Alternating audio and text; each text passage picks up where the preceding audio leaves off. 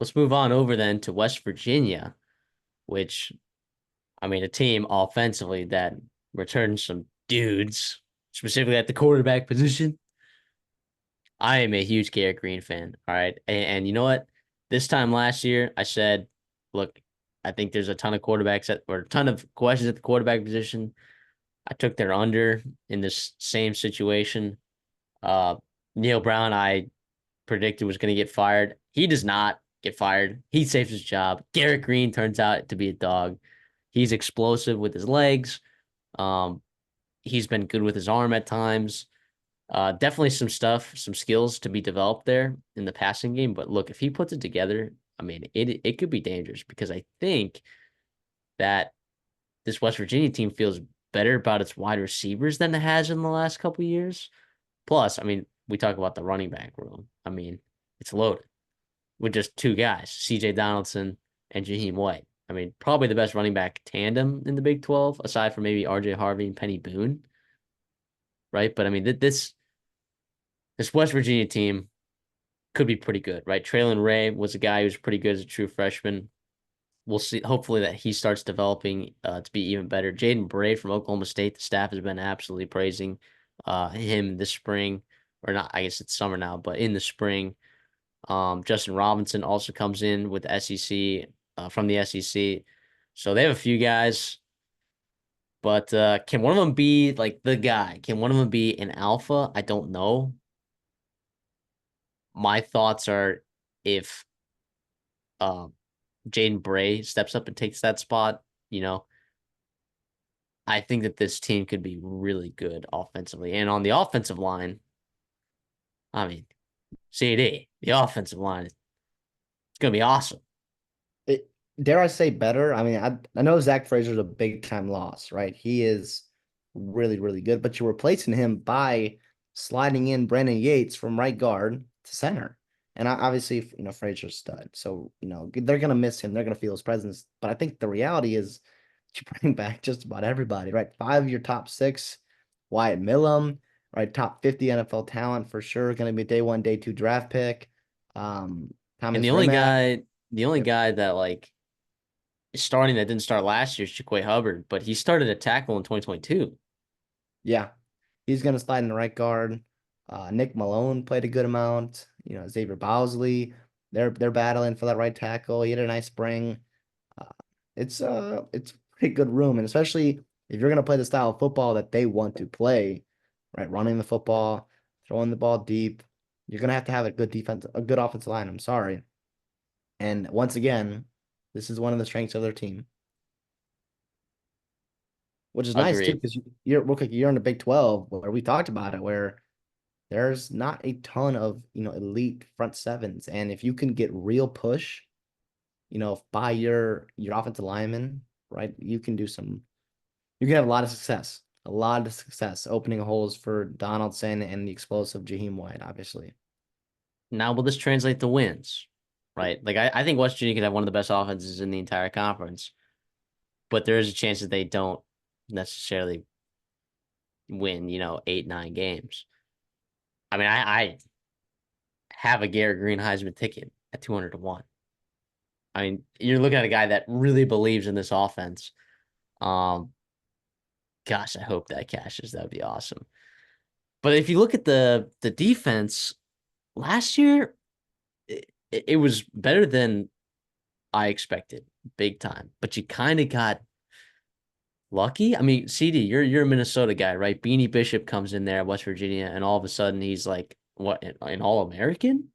Like what? How did that happen? I I was pretty surprised the leap that he took. Now, because he struggled in the Big Ten play. Now maybe he needed a year to acclimate to Power Five football, but he was a lifesaver for them last year because we talked about it. And part of the reason why we also didn't like their chances last year in the Big 12 is their secondary was a big time question mark. And Beanie Bishop came in and was fantastic for them, right? Really, really good. He has 67 tackles, four interceptions. Holy cow, it was really nice. I mean, but I also look at some of these quarterbacks that they ended up playing, right? They played against Cincinnati last year, BYU. And I don't think, yeah, BYU was playing Jake Retzlaff that game. They also played uh, Pitt early on in the season. Uh, they just I don't think they played a ton of really good quarterbacks. Now they played Gabriel and got absolutely torched. Got absolutely torched. They put up 59 points on them. But I don't know, man. I don't know. I do not expect this defense to be better, if that makes sense. I think the D line could be pretty decent, but I do not think that this defense is going to get better because I think the secondary, unless all these portal gets that you get, if one of them turns out to be like Beanie Bishop, then maybe you'll have a chance. In the linebacking room, you had some young linebackers there. Ben Cutter and Trey Lathan are there. I think there's still some question marks. Still some question marks, right? I think I don't really know what to think of Josiah Trotter. I mean, people are high on him, right? For the most part, I mean, he's a redshirt freshman. So I would imagine if he's getting talked about, I mean, I imagine he's pretty decent. Haven't really gotten a chance to watch him play a ton, but um, I don't know. I don't know what this linebacker room is going to look like. I don't know what this secondary is going to look like. There's just so many questions here on the defensive side of the football for me.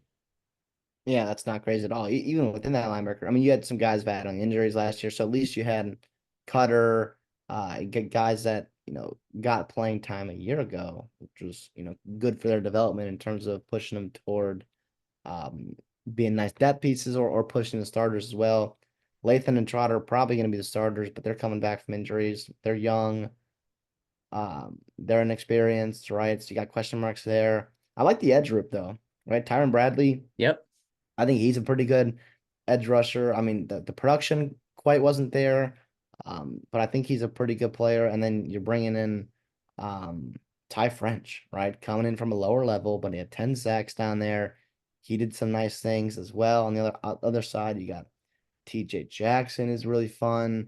Uh, Coming in from Troy. I don't hate the team at all on the D line, right? But I do think there could be some question marks. I don't think it's elite enough to overcome some question marks in the secondary, in the second and third level. Yeah. Which I guess brings us to the schedule, right? And I I think they did them some favors in terms of they get 5 conference home games, right? But this schedule is tough, man. And you open up with Penn State, which you did last year, and they had a chance to win that game, I believe. Was that game, or did they open up with Pitt last? No, they opened up with Penn State last year, Yeah, it was right Penn at State home. last year. They kind of struggled in that game. It was Oh, I'm thinking about the. Am I thinking about the Pitt game a couple years ago? What am I thinking about? Maybe I'm thinking about the backyard brawl I think yeah, because a few years. it was Keaton Slovis and the former USC quarterbacks, JT Oh Bear, yeah, JT JT Bear, Daniels. not JT Daniels. That was 2 years ago. That's what I'm thinking of. Yeah, Yeah. they got walloped in that week 1 game last year against Penn State. And they probably will again this year too. I'm really, really high on Penn State and what they're bringing back, but that's also like kind of chalking that up. Um, you know, out of conference though, Albany and at Pitt. Albany loses a good amount of players to the FBS level. There's some players that are transferring the SEC, the Big Ten, and the Big 12 that are pretty darn good, and so they obviously got to replace those guys. That shouldn't really be a problem. West Virginia to impose their will offensively. And then Pitt's one of the worst Power Five teams, I think, this year. And that's a game you have to win. I know it's a rivalry game. I know um, you're playing on the road there and whatever, but I think it's important. You have to win that game with the schedule because I don't think it did you many favors with who you got in Big 12 play. If Garrett Green wins that game week 1 and throws 4 touchdowns, his stock to win the Heisman is going to shoot through the roof. It will Yeah. actually, it won't right away. It'll be like a delayed reaction, kind of. It'll probably be like right around the time that they beat Kansas, right? And then it'll shoot through the roof. And then they're gonna have that bye, and then it's gonna cool off, right? And then they're gonna go to Oklahoma State and win. They're just gonna go to the national championship, and Garrett Green's gonna have a huge payout for me. No, none of that's gonna happen. But I do think what's gonna happen is that they're gonna win over 6.5 games this year, which is their win total. So I will take that over in their win total at 6.5 wins. The schedule's tough. This is This is a lot sitting on Garrett Green for me here. And that defensive line being good enough and that linebacking core taking a step. Maybe I'm betting a little bit too much on these transfers in the secondary. I really don't know how good they're going to be in the secondary. But that offensive line is so good, man. Like they're going to be able to control some games, keep their defense off the field, running the ball with CJ Donaldson and Jaheim White. I think Neil Brown is, I think he's an okay coach. I think he is. We'll see. We'll see what him and Chad Scott got dialed up. Also, Neil Brown is calling the plays this year, by the way. And I mean, it worked some last year. So I'm all over that. If Neil Brown's calling the plays, I don't normally love head coaches calling plays. I think in some instances, some head coaches it works.